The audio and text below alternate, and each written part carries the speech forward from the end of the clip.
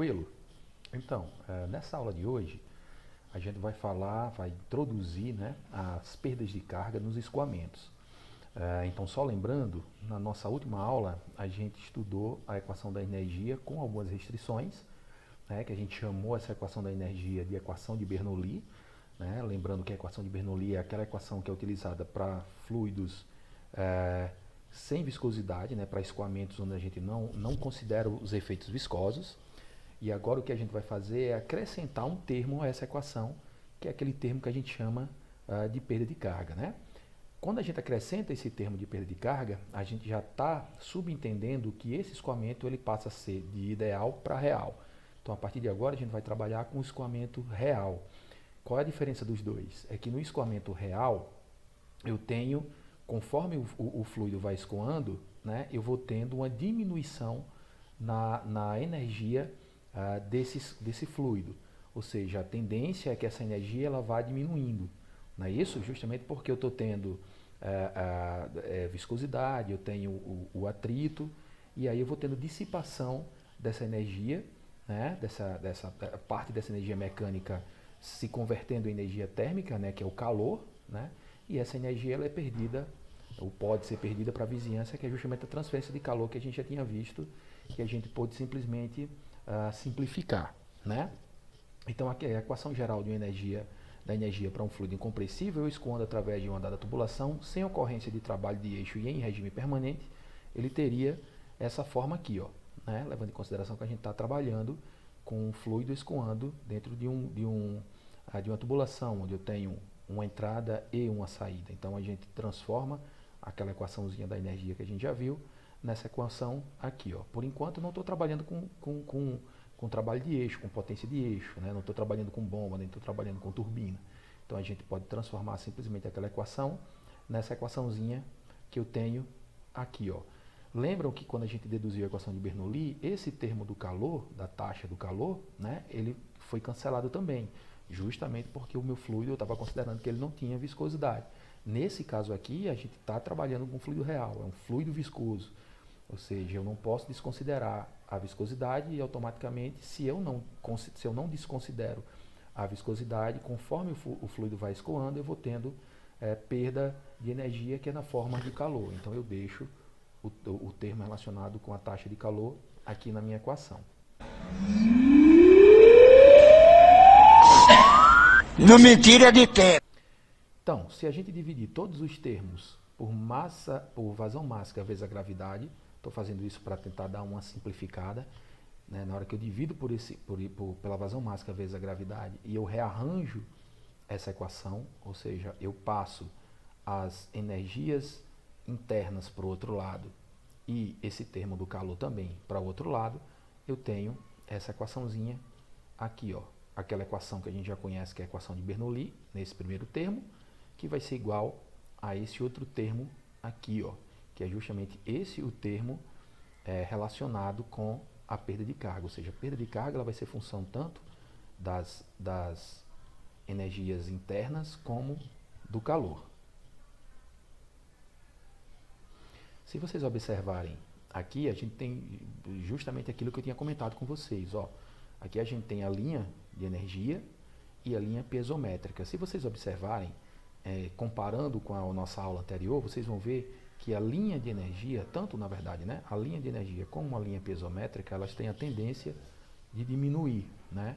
Essas duas linhas elas tendem a diminuir justamente por causa da perda de carga. Quando o fluido ele vai escoando, ele vai perdendo energia.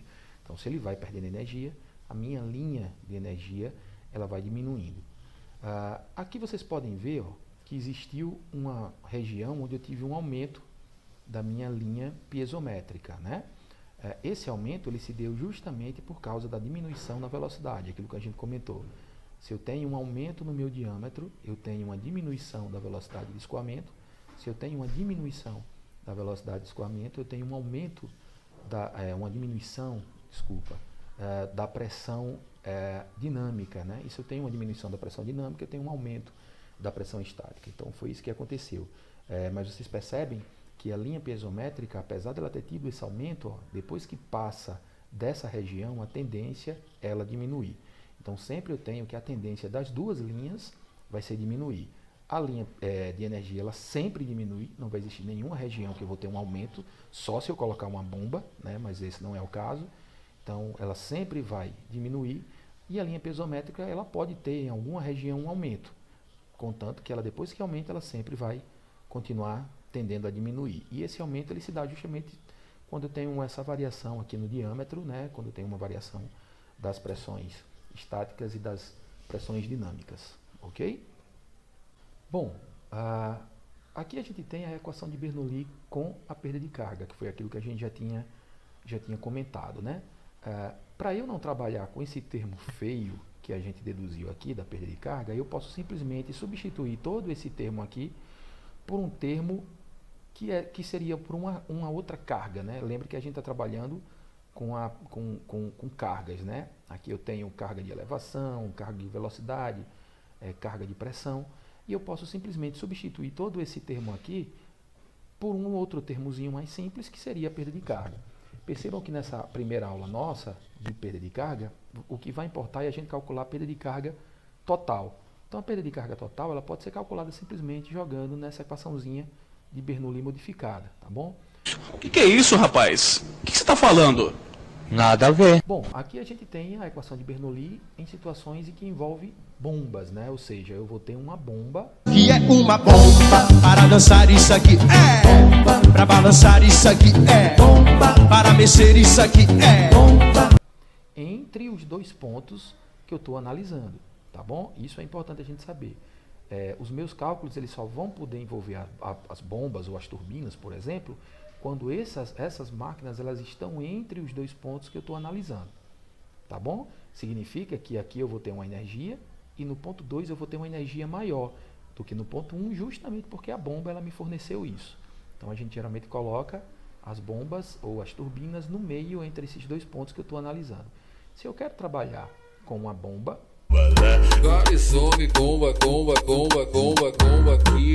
a gente vai colocar naquela equaçãozinha de Bernoulli que eu já tinha em função de uma perda de carga, a gente vai acrescentar um outro termo, que é o termo da carga da máquina, né, na carga da bomba.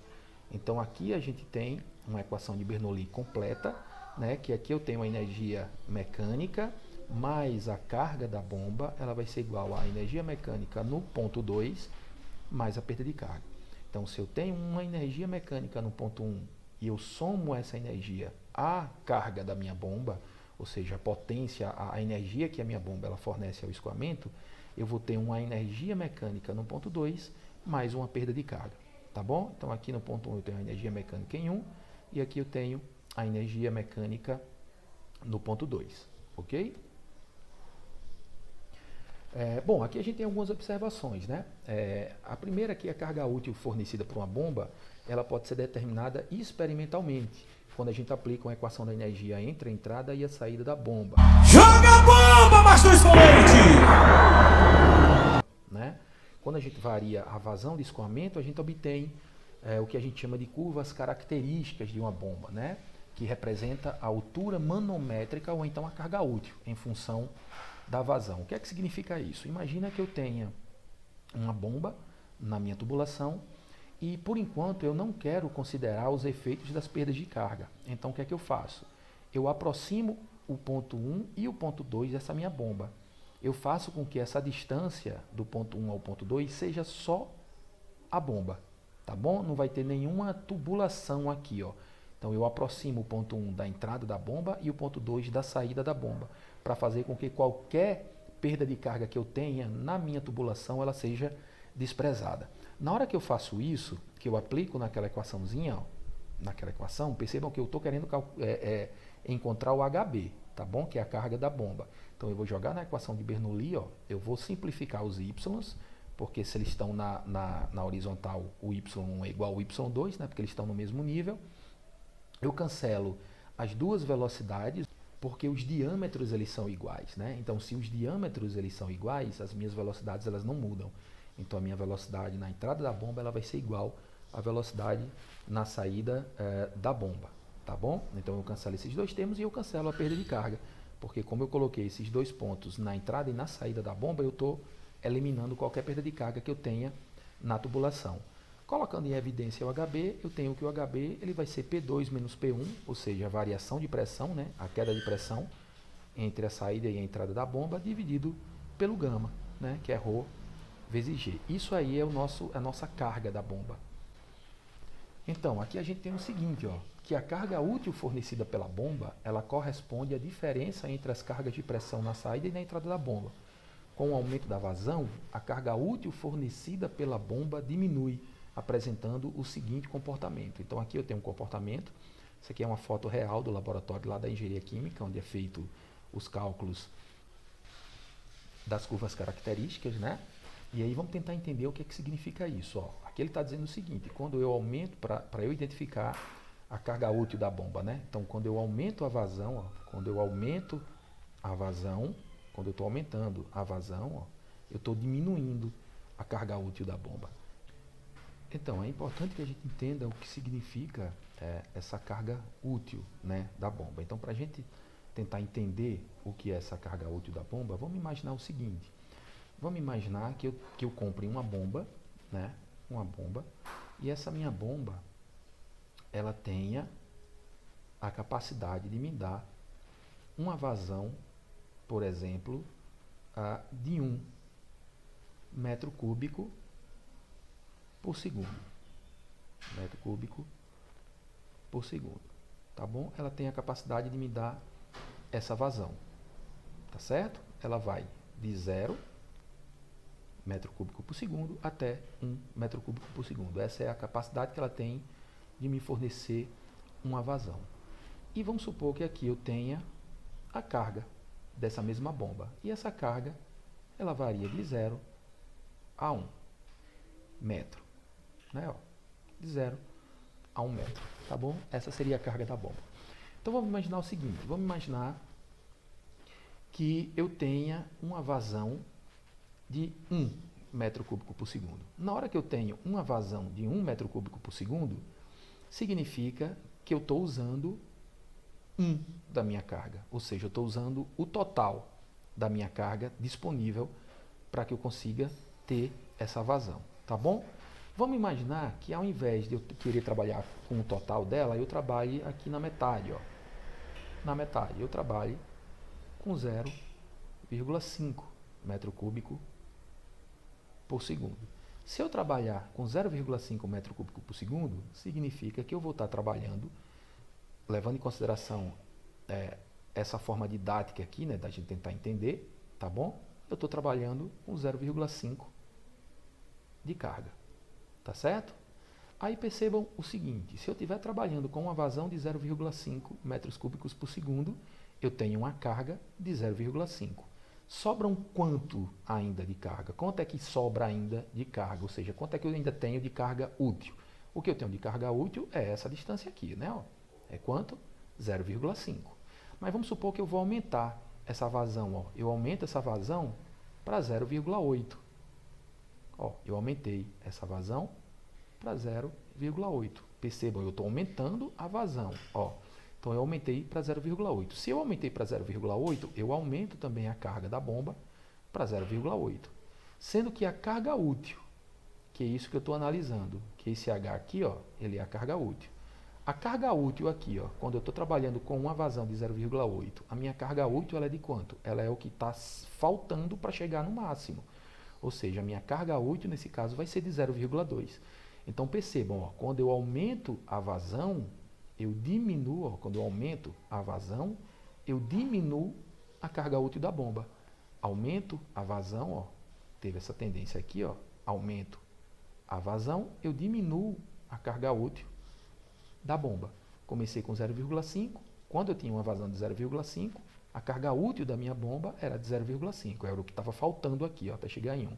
Na hora que eu aumentei de 0,5 para 0,8, eu aumento a carga também para 0,8.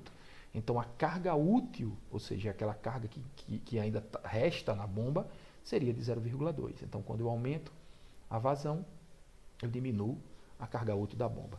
Ok? Então, aqui, ó, observe que a curva característica da bomba apresentada acima independe do sistema de bombeamento, sendo, portanto, a característica da bomba. Então, é aquilo que a gente mostrou para vocês. Aqui, eu não levo em consideração o sistema de bombeamento. Se vocês olharem, ó, não existe nenhum sistema de bombeamento. O que eu levo em consideração é simplesmente a perda de energia, de pressão, desculpa, que eu tenho da bomba só. Eu não estou levando em consideração nada relacionado com a minha tubulação. É só com a bomba. A pressão que eu tenho na saída e a pressão que eu tenho na entrada da bomba. Ok? Então, a carga útil da bomba ela é uma informação que os fabricantes eles trazem. Então, quando eu vou comprar uma bomba, eu sei qual é a carga dessa bomba. Essa informação eu já tenho de carga útil da bomba. Isso vai independer do sistema de tubulação. Vai depender apenas da característica da própria bomba. Ok? Então, aqui a gente tem outra observação. Ó. O processo de seleção de uma bomba não se resume apenas no conhecimento da potência que deve ser fornecida ao fluido para garantir o seu escoamento em um determinado sistema.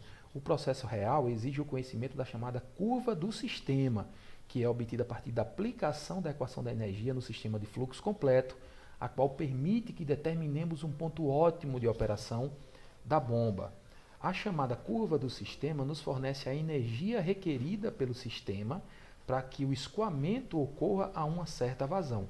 Quanto maior a vazão, maior a energia requerida para o sistema. O que é que significa isso? Vamos agora analisar não só a bomba, mas vamos analisar o sistema completo. Se vocês observarem, eu tenho tubulações aqui, ó. E essas tubulações, elas vão me dar perda de carga. Então eu vou jogar na mesma equação, tá? Naquela equaçãozinha que a gente já viu. Os y eu não vou cancelar, ó, porque o ponto 1 ele está num nível diferente do ponto 2. Né? Eu tenho uma diferença entre os níveis 1 e 2, então eu não posso simplificar. As velocidades eu simplifico, porque eu considero que essas tubulações elas têm o mesmo diâmetro. Então, se elas têm o mesmo diâmetro, a velocidade não muda. Né? E a perda de carga, nesse caso, é a variação de pressão, né? Eu tinha acabado esquecendo. As pressões elas vão se cancelar, porque eu estou considerando que isso aqui está aberto para a atmosfera e isso aqui está aberto para a atmosfera também. Ó. Então, as pressões que eu tenho atuando nesses dois pontos aqui, ó, elas são iguais. Tá? Então, se elas são iguais, eu posso simplificar as pressões. Já a perda de carga eu não posso simplificar, porque eu vou ter perda de carga nessas tubulaçõezinhas aqui. Ó. Então, isolando o meu HB, ou seja, a carga da minha bomba, eu tenho que ela vai ser Y2 menos Y1 mais a perda de carga, ou seja, a carga da minha bomba, nesse caso, ela vai ser função da perda de carga também. E aí o que é que a gente tem? Ó, isso aqui seria o meu ponto de operação, que isso aqui seria a curva do sistema.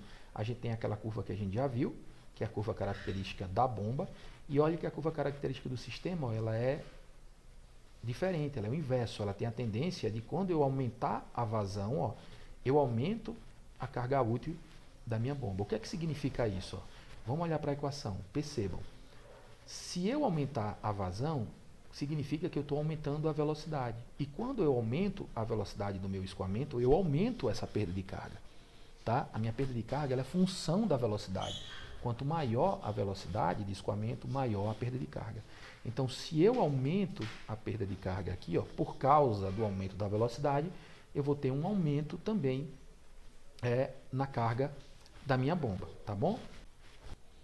Esse ponto ótimo de operação, ou esse ponto de operação, é justamente aquele ponto onde eu tenho a maior vazão possível para a menor carga da bomba, tá? Menor carga da minha bomba, ok? Então aqui a gente já tem, ó, a equação de Bernoulli em situações que envolvem turbinas. Então, se vocês observarem, a equação ela é muito parecida com aquela envolvendo bomba. A única diferença é justamente, ó, a carga da turbina, que ela vai ter um sinal negativo, justamente pelo que a gente comentou, que a turbina, a função da turbina, a característica da turbina é retirar a energia do fluido e não acrescentar como a bomba. Então, a única diferença dessa equação para aquela que a gente viu anteriormente é que eu vou ter uma carga da turbina, sendo que esse valor aqui, ó, né, esse sinal, ele vai ser um sinal negativo, justamente porque ela está retirando a energia mecânica do meu escoamento, ok? E como é que a gente faz para calcular a potência da bomba, né, ou da minha máquina, que pode ser bomba ou turbina, né, a partir dessa carga? Então, a carga útil, né, que uma bomba fornece ao fluido, que é o HB, a carga útil, né, ela pode ser convertida em potência útil por essa relação. Ó. Então, dW dt, né, que é justamente a variação do trabalho da bomba, da potência da bomba com o tempo, é igual ao HB vezes a vazão mássica vezes a gravidade. Já na turbina, a gente tem isso daqui, ó, a turbina, né, que é igual dW dt, é igual ao HT, que é a carga da turbina, vezes a vazão mássica, vezes a gravidade. Como a gente está preocupado só em calcular a potência, a gente não precisa levar em consideração aqui o sinal negativo, né? Porque a potência ela vai estar sempre positiva, tá bom? Então essas são as duas formas da gente calcular a potência útil, né? A potência útil é aquela potência que as máquinas, nesse caso a turbina e a bomba, elas fornecem ao escoamento. Ou seja, se eu estou trabalhando com potência útil, eu não estou levando em consideração a eficiência da bomba. É como se a eficiência da bomba e da turbina ela fosse de 100%, porque é a potência útil, é aquela potência que ela efetivamente fornece ou retira do escoamento. Bom, então é isso. Nossa aula foi bem rápida, esses conceitos são bem interessantes. E aí a gente se encontra num próximo momento. Beleza, gente boa? Abraço, até mais.